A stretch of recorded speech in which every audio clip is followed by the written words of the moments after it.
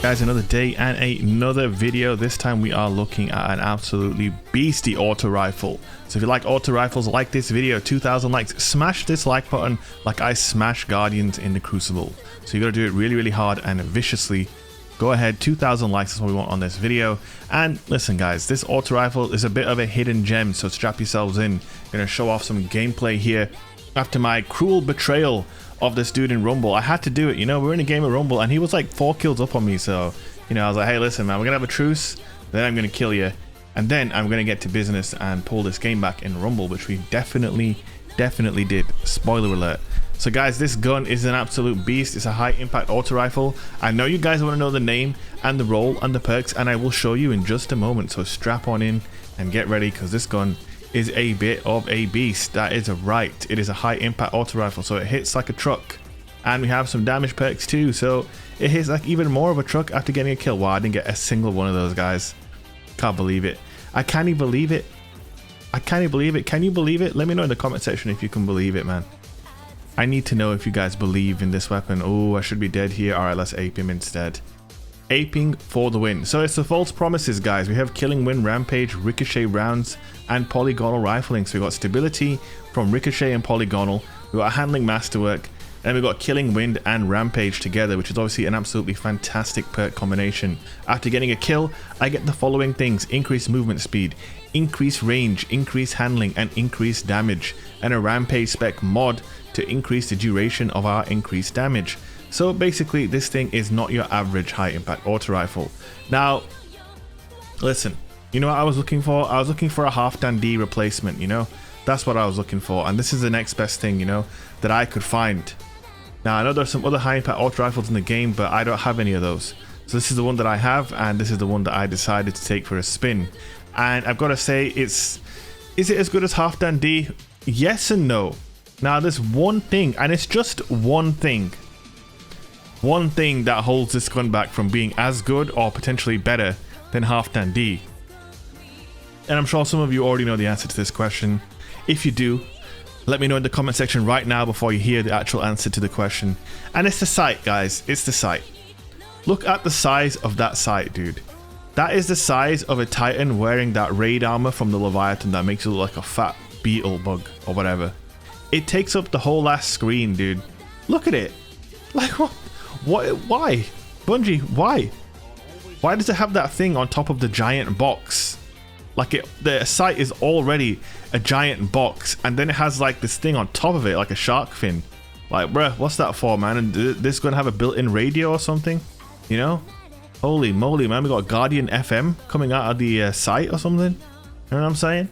But once you get used to the giant box and the shark fin on top of the giant box, and you start lasering in on people with that red dot, which is a nice little red dot.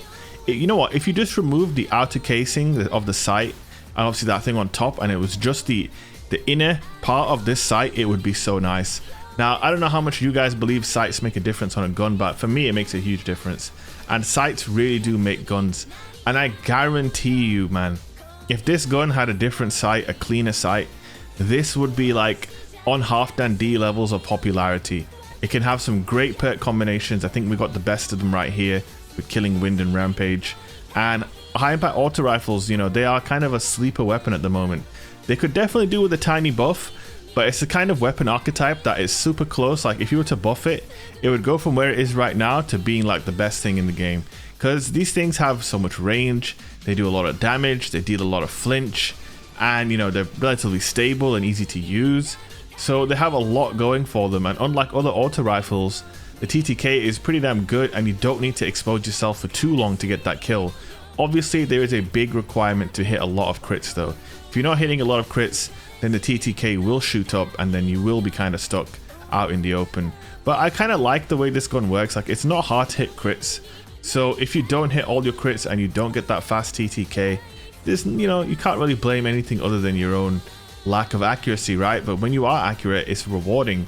And obviously I was playing today on PC with this weapon, and as you guys know, PC is all about hand cannons and DMT, 120s, and DMT is basically all you face on PC, as well as obviously, you know, lots of special weapons. But the meta is very much encased into those 1 or 2 weapon types.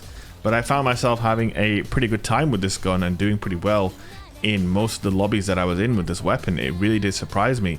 I believe this thing still drops from the gunsmith and from Umbral engrams. I don't know when I actually got this particular role. I was just having a little gander through my vault and I saw it there, and I saw Killing Wind and Rampage, and I was like, okay, let's give this a go. I knew going in that I really disliked the sights on this gun, but I figured I would give it a go anyway. And you know what, man, the more I got used to it, the more I started to enjoy it, and the more I'm thinking to myself, I might make this one of my regular pairings with the Duality. At the moment, there are only a couple of guns I really pair up with this thing. Duality and Fatebringer, Survivor's Epitaph. The Time-Worn Spire is another one that I enjoy with this weapon. And now I think False Promises could well be another regular in my repertoire when it comes to using the Duality, which is obviously what I'm using quite a lot at the moment. I kind of tend to have this thing where, like, so obviously you guys know I'm a slug shotgun guy, so I'm usually on Chaperone or Duality. And then I like to have a nice little selection of weapons to use with, you know, all of these guns, and that is what we're doing. And look at this thing, man. When you're hitting all your crits, it absolutely melts. And then obviously Killing Wind and Rampage stack, so then the next guy who faces you after you get that first kill, you know, he is fighting a very souped up auto rifle, you know. Killing Wind maxing out the range makes it not just obviously hit from very, very far away, but it's also the bullet magnetism definitely goes up several notches when you have Killing Wind active. Like, it just becomes so much easier to hit headshots. The Killing Wind obviously gives you an increase to your speed as well, which means you have a much faster strafe speed, and then you get a handling boost, which is typically a weaker element of a high impact weapon. So yeah, Killing Wind, and then obviously Rampage. You all know Rampage, what it does and how it operates. Yeah, really good gun. Guys, that's the end of the video. Hope you guys enjoyed it.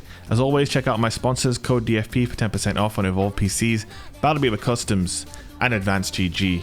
Thank you guys so much for watching, and I will see you guys in the next video. Oh yeah, and come by the stream, twitch.tv/shake. I would love to see you there.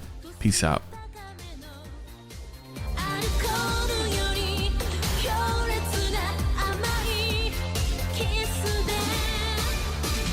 Julia Kuni